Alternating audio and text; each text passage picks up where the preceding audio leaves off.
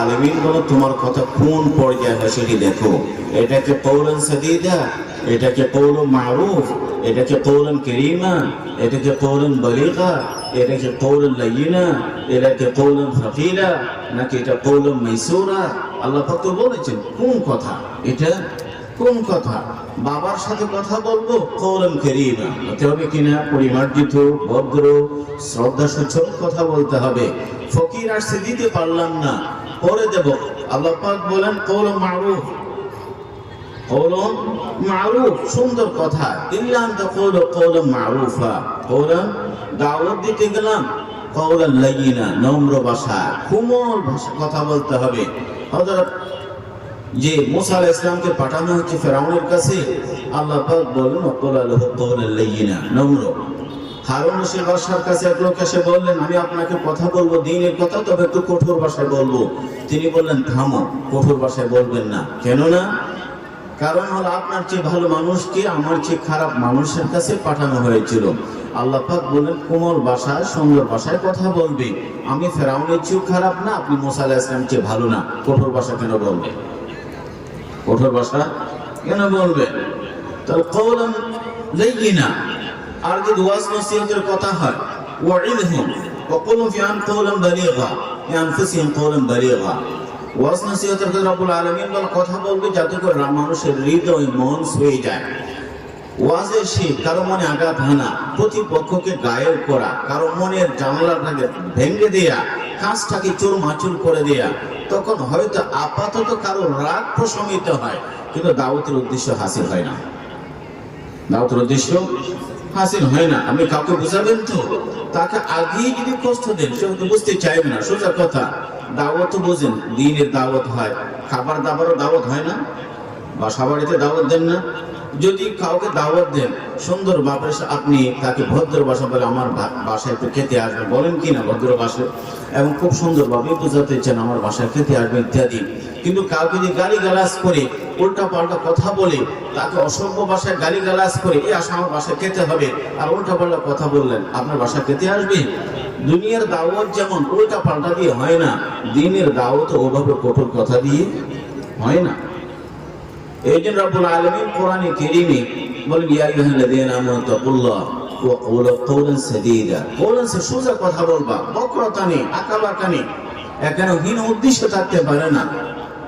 খায়ের কথা হবে, বাক শক্তি, ভাষা দিব, কিন্তু আমাদের কথাগুলো কোন পর্যায়ে যায় সেটি হিসেব করা দরকার। কওলান কারীমা, কওলান লাইয়িনা, কওলান মারুফা, কওলান ফাকিলা। আল্লাহ কোরআনে কারীমে কওলান ফাকিল বলেছেন।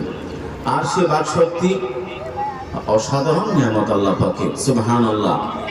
আল্লাহ পাক এই জবান যে কথা বলছে সঞ্চালনা ব্রেইনের সাহায্যেই হয়। আর আল্লাহ পাক এখানে যে আমরা যে কথা বলছি 32টি তালা লাগিয়ে রেখেছেন, দ্বার, কাজে খোলার আগে চিন্তা করতে হবে আমি কি কথা বলছি। মুআয ইবনে জাবাল বলেন রাসূলুল্লাহ সাল্লাল্লাহু আলাইহি ওয়াসাল্লাম পিছনে বসা, ইয়া রাসূলুল্লাহ ইন্না লামাখাদুন বিমা তাতাকাল্লামু বিহি আলসিনাতুনা, আমরা যে কথা বলি এই কথার জবাব দিয়ে করতে হবে ইয়া রাসূলুল্লাহ। কারণ তিনি মনে করছেন এই কথাগুলো স্রোতে হারিয়ে যায়, বাতাসে বিলীন হয়ে যায়। রাসূল বললেন ফাকিলাতকা উম্মুক ওয়া হাল ইয়াকুবুন নাস ফিন্নার আলা উজুহিহিম ইল্লা হাসাইদু আলসিনাত। কি মনে করলে মুআয, মানুষকে উল্টো পা উপর দিকে মাথা নিচু দিকে করে জাহান্নামে এমনি নিক্ষেপ করা হয়, তাদের কথার বলি, তাদের মুখের এই ভাষার কারণে অধিকাংশ মানুষ জাহান্নামে যায়।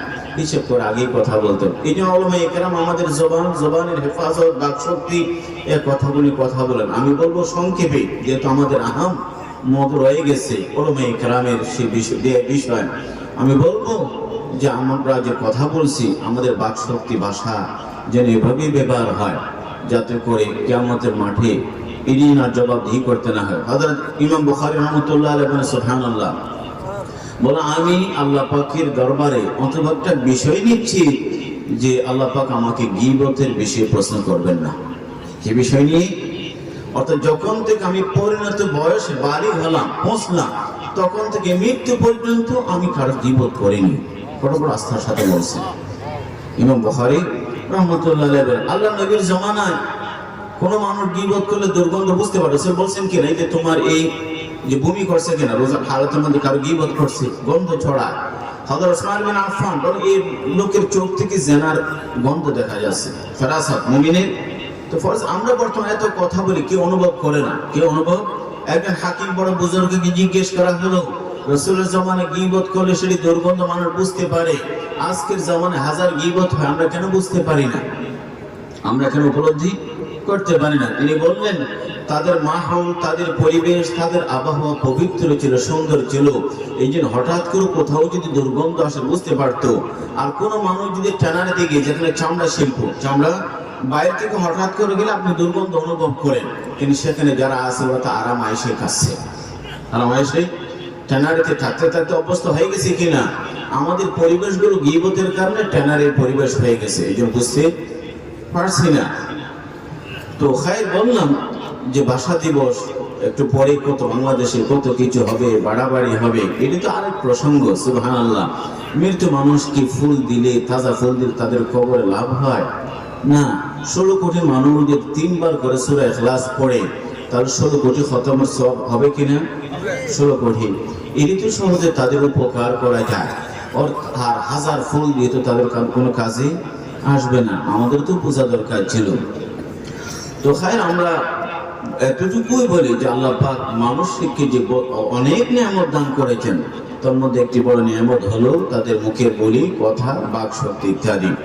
মূলত আজকের আয়োজনটি উলামায়ে কেরামের উদ্যোগে, এবং জানলাম এটি প্রথম মাহফিল উলামায়ে কেরামের উদ্যোগে। উলামায়ে কেরাম মাকাম ফরিজা। আমি একটি হাদিস আপনাদের সামনে পড়েছি, রাসূলুল্লাহ সাল্লাল্লাহু আলাইহি ওয়াসাল্লাম। এই হাদিসটি কম বেশি সব সময় আপনারা উলামায়ে কেরামের জবানে শুনেছেন। আল উলামা ওয়ারাসাতুল আম্বিয়া। উলামায়ে কেরাম নবীদের ওয়ারিস। নবীদের ওয়ারিস মানে কি? রাসূল নিজেই বলেন আমাদের ওয়ারিস মানে আমাদের রেখে যাওয়া টাকা পয়সা, বিত্ত, সহায় সম্পত্তি, জায়গা জমি, এগুলো আমরা রেখে যাইনি, তারা মালিকও না, ওয়ারিসও না, উত্তরসূরি না। ওয়াইনাল আম্বিয়া লাম ইয়ারিসু দিনার ওয়ালা দিরহামান ইন্নামা ওয়ারাসুল ইলম। মাওলানা আবুল কাসেম নোমানী হাফিজাহুল্লাহ বারাকাল্লাহু ফি হায়াতি, উনি এক জায়গায় বলেন উলামায়ে কেরাম ওয়ারিসের ব্যাখ্যা দিচ্ছেন। তিনি বলেন আম্বিয়া কেরাম যে মেহনত, তাদের যে ফিকির, তাদের যে আমল, দুনিয়ায় যে তাদের মিশন বা দায়িত্ব, যুগ যুগ উলামায়ে কেরাম যেহেতু সেই কাজ করছেন, এই জন্য যৌক্তিক কারণে উলামায়ে কেরাম নবীদের ওয়ারিস। তাহলে যে আলিম হয়ে নবীদের ফিকির লালন করেন না, নবীর মেহনতে নিজেকে শামিল রাখেননি, নবীর চেতনাও ধারণ করেন না, নবীর কোন দাওয়াত ও তাবলীগ, মেহনত, তালিম, তাজকিয়া, তারিফ কোথাও তাকে নজরে পাওয়া যায় না। যদি এরকম হয়, তিনি বলেন তিনি হয়তো আলিম, কিন্তু নবীর যোগ্য ওয়ারিস হবার দাবি করার নৈতিক কোনো অধিকার নেই, অধিকার নেই। কারণ তিনি যদি নবীর ওয়ারিস হয়, নবীর কোনো না কোনো কাজের মধ্যে নিজেকে শামিল বা সম্পৃক্ত রাখতে হবে, তবে নবীর ওয়ারিস হওয়া যায়। ওয়াইনাল আম্বিয়া লাম ইয়ারিসু দিনারান ওয়া ইন্নামা ওয়ারাসুল ইলম। আম্বিয়া কেরাম ওয়ারিস রেখে গেলেন, কারণ সহজ কথা, আম্বিয়া কেরাম নেই। আম্বিয়া কেরামের যারা বিরোধিতা করেছিলেন, যারা প্রতিহত করেছিল, তারা কিন্তু রয়ে গেছে বা তাদের উত্তরসূরি রয়ে গেছে, তাদের উত্তরসূরি। ফেরাউন নেই, কিন্তু ফেরাউনের মানসিকতার হাজারো স্বৈরাচারী এখনো আছে, হয়তো সামনে আসবে। কারণ নেই, কারণই মানসিকতা লালন করে এরকম ব্যবসায়ীদের সংখ্যা কম না।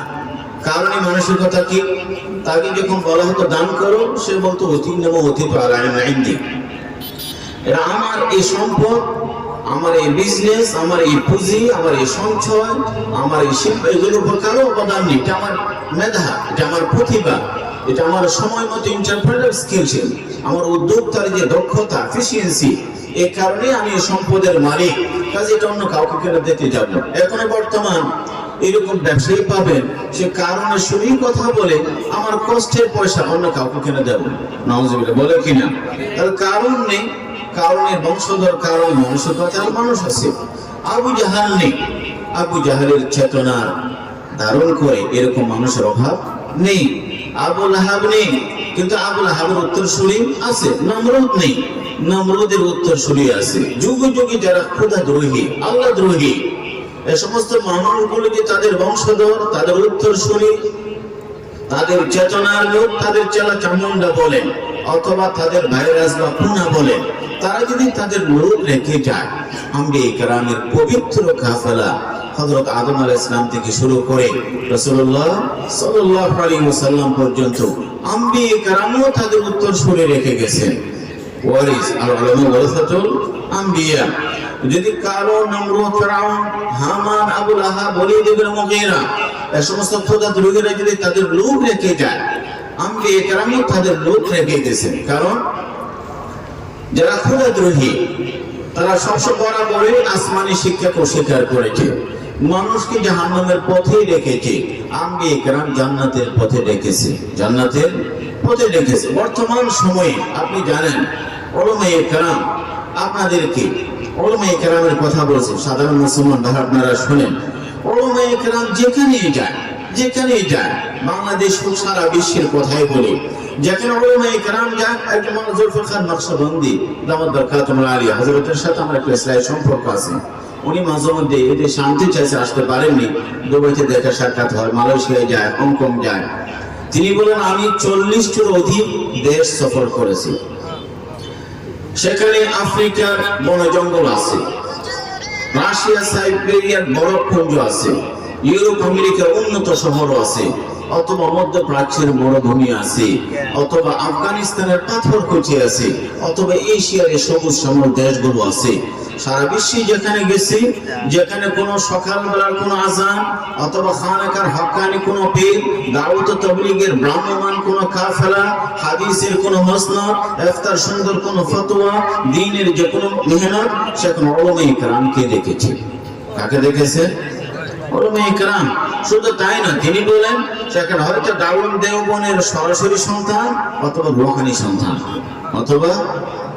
সন্তান, উলামায়ে কেরাম যেখানেই যায় মানুষের দ্বীন এবং আখিরাতের ফিকির নিয়ে যায়। এটি নবীদের ফিকির ছিল, এটি আম্বিয়া কেরামের ফিকির। যদি নমরুদ, কারণ ফিরআউন ওরা যদি তাদের লোক রেখে যায়, আম্বিয়া কেরামও লোক রেখে গেছেন।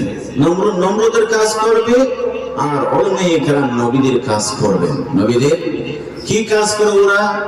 ওদের কাজ হলো মানুষকে নানা ভাবে নানা উপায়ে 24 ঘন্টায় এমন কিছু করবে, লিখবে, আয়োজন করবে যাতে করে মানুষ দলে দলে জাহান্নামের পথে ছুটে যায়। গানের কোন আসর, সিনেমার কোন দৃশ্য, ফিল্মের কোন পর্ব, অথবা সাহিত্যের অশ্লীল কোন সাহিত্য, অথবা এই ধরনের টেলিভিশনের এই যে নৈরাজ্য বা যৌনতা, এ সমস্ত কিছুর মাধ্যমে কখনো সামাজিক যোগাযোগ মাধ্যম, কখনো পত্রিকা, কখনো টেলিভিশনের বড় পর্দা অথবা মোবাইলের ছোট পর্দা, নানাভাবে এই জগতের মানুষগুলো কোটি কোটি মানুষকে 24 ঘন্টা মানুষকে জাহান্নামের পথে ডাকছে। আমি তো দাওয়াত ও তাবলীগের গাছতে গেলে আপনার বাসার দরজা পর্যন্ত যেতে পারি, ভিতরে যেতে পারি, ভিতরে তাও আধা ঘন্টা 20 ঘন্টা, তাও আপনি অনুমতি দিলেন। কিন্তু এই সমস্ত অশ্লীলতাগুলো, জাহান্নামের পথে আহ্বানগুলো আপনার বেডরুমে যায়। আপনার কোথায় যায়? যেখানে আপনার পারমিশনের কোনো কি হয় না, প্রয়োজন পড়ে না, এবং 24 ঘন্টায় যায়। তাহলে ফিরআউন, নমরুদ, ওদের লোক যদি সারা পৃথিবীর মানুষকে 24 ঘন্টায় জাহান্নামের পথে ডাকে, আল্লাহ পাকের যে দয়া মায়া এই বান্দার উপর নেই? আল্লাহ পাক দয়া করে মেহেরবানি করে উলামায়ে কেরামের বিশাল এবং পবিত্র কাফেলা রেখে গেছেন, তারা যেন আমাদেরকে জান্নাতের পথে ডাকে, জান্নাতের পথে ডাকে। আল উলামা ওয়ারাসাতুল আম্বিয়া। এই জন্য তাদের মর্যাদার জন্য আল্লামা ইবনে কাইয়্যিম রাহমাতুল্লাহ আলাইহি বলেন, শাহিদাল্লাহ আন্নাহু লা ইলাহা ইল্লাহু ওয়াল মালায়েকা ফিস সামা ওয়াল ইলম ফিল আরদ। ফিস সামা ফিল আরদ কোরআন শরীফে নেই, কিন্তু উলামায়ে কেরাম বললাম আল্লাহ পাক বলেন আমি যে এক, অদ্বিতীয়, আমার কোনো পার্টনার নেই। এই যে এর চেয়ে বড় বিষয় হয় না, সবচেয়ে গুরুত্বপূর্ণ বিষয় এটাই তাওহীদ। এই কারণে দুনিয়া টিকে আছে। এত গুরুত্বপূর্ণ বিষয় সাক্ষ্য কে দেবে? কে সাক্ষী হবে? রব্বুল আলামিন শুধুমাত্র নিজের মখলুকের মধ্যে 2 শ্রেণীকে সাক্ষী হিসেবে বেছে নিয়েছেন, আসমানে ফেরেশতা আর জমিনে উলামায়ে কেরাম। জমিনে উলামায়ে, কত হাজার লাখো পেশার মানুষ পৃথিবীতে আছে, রাজনীতিবিদ আছে, আমলা আছে, সায়েন্টিস্ট আছে, দার্শনিক, বুদ্ধিজীবী, লেখক, কত শ্রেণীর মানুষ পাবেন। এগুলো কোন শ্রেণী না, আল্লাহ পাক শুধু উলামায়ে কেরামকে বেছে নিয়েছেন যে তারা জমিনের মধ্যে তাওহীদের সাক্ষ্য তারাই দেবে। এদের জন্য আল্লামা ইবনুল কাইয়্যিম বলেন এবিত মর্যাদার জন্য যথেষ্ট উলামায়ে কেরামের মাকাম মর্যাদা বোঝা যায় যে আল্লাহ পাক তাদেরকে সাক্ষী বানিয়েছেন। আল্লাহ পাক তাদেরকে সাক্ষী বানিয়েছেন। ইতিহাস বারবার প্রমাণ করে রাসূলুল্লাহ সাল্লাল্লাহু আলাইহি জামানা থেকে যুগ থেকে আজ পর্যন্ত দ্বীনের সব সময় উলামায়ে কেরাম ফ্রন্ট লাইন, প্রথমে দ্বীন রক্ষা, দ্বীনের হেফাজত, দ্বীনের প্রচার প্রসার উলামায়ে কেরাম করেছেন। কারা করেছেন? উলামায়ে কেরাম। যখনই দ্বীনের উপর আঘাত আসে, ইমাম মালিক রাহমাতুল্লাহ আলাইহির সে কুরবানির কথা, ইমাম আহমদ বিন হাম্বলের সে কারাবরণের কথা, ইবনে তাইমিয়া রাহমাতুল্লাহ আলাইহি জেলে যাবার কথা। আর যদি বলি এই যে আমাদের সাম্প্রতিক গত 200 বছর ইতিহাস, আমাদের আকাবেরদের ইতিহাস দেখেন, যখনই দ্বীনের উপর আঘাত আসছে উলামায়ে কেরাম প্রথম লাইনে, সামনের লাইনে। আকবর বাদশাহ দ্বীনকে কত বিক্ষত করে নিজে নতুন একটি দ্বীন পরিবর্তন করার অপপ্রয়াস, হিন্দু ধর্মের সাথে মিশ্রণ, কালমা পরিবর্তন করে বহু হালালকে হারাম ঘোষণা করে, হারামকে হালাল ঘোষণা করে, হিন্দু মুসলমান বিয়ে শাদী বৈধ কত কিছু করে, দ্বীনকে কত বিক্ষত করে এবং নতুন দ্বীন নাম দিতে চায় দ্বীন ইলাহি। দ্বীনে মানুষ বিভ্রান্ত হবে, মনে করবো বুঝি উপরের দিন না, এটা আকবর বাদশার দিন, তার ধর্ম। এই যে তার মোকাবিলা, তার প্রতিরোধের জন্য সিংহ পুরুষ হয়ে এগিয়ে আসলেন কি মুজদ্দিদ আলফে সানি রাহমাতুল্লাহ আলাইহি। মর্দে মুজাহিদ এক সময় জেলে দিয়ে দিলেন। আমি উলামায়ে কেরামকে এই জায়গা থেকে শেখার কথা। মুজদ্দিদ আলফে সানি রাহমাতুল্লাহ জেলে বেকার বসে আছেন, জেলে গিয়ে কাজ শুরু করে দিলেন ইউসুফ আলাইহিস সালামের মতো।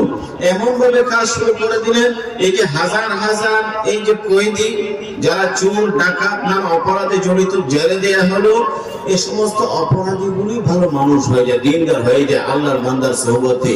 জেলের কারারক্ষক চিঠি লিখে আকবর বাদশাকে কাকে জেলে পাঠালেন, কাকে জেলে পাঠালেন?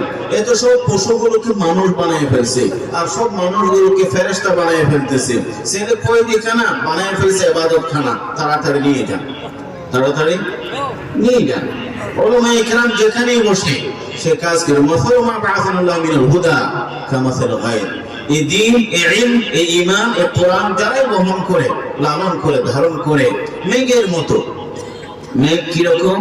মেঘ যেখানে যায় ছায়া দেয়, বৃষ্টিপাত হয়, সবুজের মেলা বসে, পাতার ফুল, ডালপালা চারিদিকে, এগুলো তো বৃষ্টির অবদান, তাই না? বৃষ্টির পরে উলামায়ে কেরাম যেখানে যায় দেখুন, হয়তো একটি মক্তব, নুরানি মাদ্রাসা, খানাকা, দাওয়াত ও তাবলীগ, লেখালেখি, বয়ান, আলোচনা, মিম্বর, মিহরাব, এগুলো কারা পাহারাদারি করে? উলামায়ে কেরাম পাহারাদারি করছেন। এই দেশে 3 লক্ষ প্রায় মসজিদ, এই মসজিদের মিম্বর মেহরাবের পাহারাদার উলামায়ে কেরাম করছেন। একটি প্রশ্ন তো আপনার আমার অন্তর আসা দরকার। কি প্রশ্ন?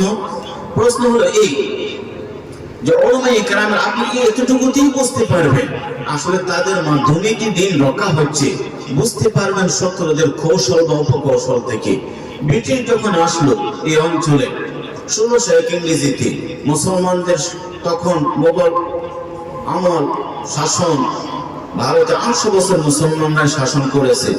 ওরা ব্যবসায়ী হয়ে আসলো, 100 বছরের ব্যবধানে তারা ক্ষমতার স্বাদ পেয়ে গেছে। 4টি প্রদেশ তাদের অধীনে, 4টি প্রদেশ অধীনে। পুরো ভারতবর্ষে গিলে খাবে, এটি তাদের স্বপ্ন। একটা পরে গিলে খেয়েছে, কিন্তু বাধা কারা? বাধা কারা? ব্রিটিশরা কখনো ডাক্তার, প্রকৌশলী অথবা ব্যবসায়ী, কৃষক, অন্য পেশার কাউকে প্রতিপক্ষ মনে করেনি, মোটেও না। বলছেন আমাদের প্রতিপক্ষ না। এই দেশ যদি গিলে খেতে হয়, ক্ষমতা যদি পাকাপোক্ত করতে হয়, ইমানের আলো যদি নিভিয়ে দিতে হয় এবং মানুষের ইমান যদি ছিনিয়ে নিতে হয়, আমাদের প্রথম বাধা প্রতিবন্ধকতা উলামায়ে কেরাম। কারা? উলামায়ে কেরাম। কাজে মসজিদ মাদ্রাসা বুলডোজার দিয়ে মাটির সাথে মিশিয়ে দেওয়া হোক, কোরআনের কপি পুড়িয়ে ফেলা হোক, উলামায়ে কেরামকে হয়তো ফাঁসি, না হলে জেলে, হয়তো ফাঁসি না হলে কি জেলে। উলামায়ে কেরামকে কেন বেছে নিলেন? তারা জানে কোটি মানুষের অন্তরে ইমানের যে বাতি জ্বলছে, কাদের অবদান? উলামায়ে কেরাম। এই যে ঘরে ঘরে লাইট চলে, লাইট কি এখান থেকে নাকি পাওয়ার প্ল্যান্ট থেকে আসে? পাওয়ার প্ল্যান্ট থেকে। কোন শত্রুর সাথে আরেক দেশের যুদ্ধ হয়, শত্রু দেশ ঘরে ঘরে যে বাতি অফ করে দেয় না, পাওয়ার প্ল্যান্ট আক্রমণ করে, ওখান থেকে বিদ্যুৎ তৈরি হয় না, পুরো দেশ পুরো গ্রাম শহর অন্ধকারে ডুবে থাকে, তাই না? এই জন্য ওরা মনে করে যে এই মাদ্রাসা সমাজের মানুষের অন্তরকে, কোটি মানুষকে আলোকিত করেছে, মাদ্রাসা বন্ধ ওলামায়ে কেরামকে ফাঁসি, তাহলে এমনিতে ইমানের বাতি নিভে যাবে, ইমানের বাতি নিভে যাবে। কাজে সেই জায়গায় হাত দিল, ওদেরকে ফাঁসি দিয়ে হোক, আর দেশের মানুষের মুখে কালেমার ঈমান থাকবে না। যদি তারা একথা বুঝতে পারে, আমাদেরও বোঝা দরকার।